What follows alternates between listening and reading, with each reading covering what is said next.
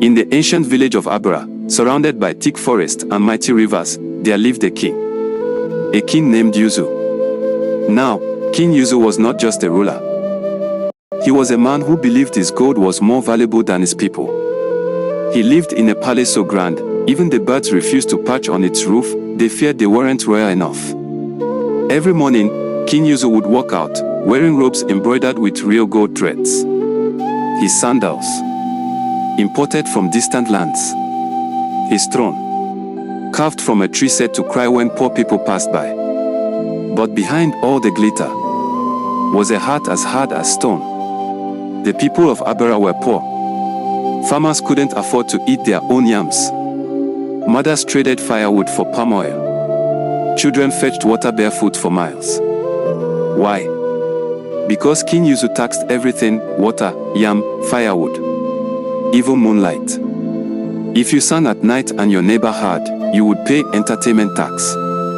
Yet, the king never listened. His courtiers only told him what he wanted to hear. That you are wise. That you are strong. That your enemies fear you. He believed them. One quiet evening, while the sun was preparing to sleep behind the hills, a strange figure arrived at the palace gate.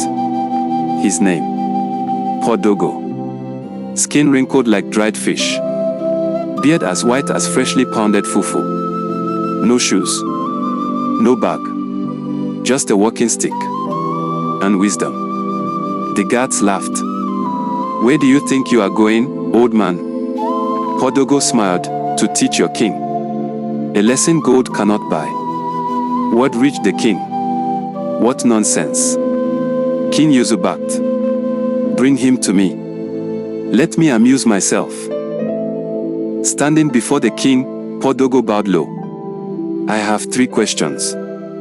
If you answer even one with truth, I will disappear. But if you fail, you must share your gold with your people.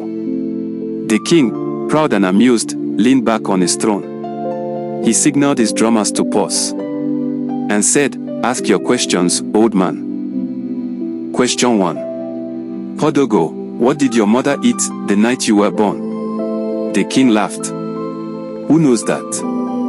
Podogo said softly, a man who doesn't know his beginning will lose his way. The king shifted in his seat. Question 2. Podogo, what will your grandchildren say about you when you are gone? The king grinned. They will say I was powerful, feared by all. But Podogo asked again, would they say you were loved? This time, the king scratched his beard. Question 3.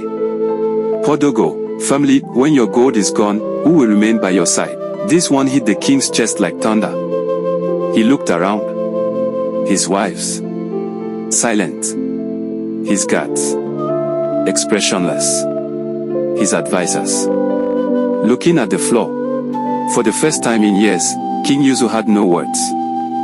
He waved his hand, and everyone was dismissed.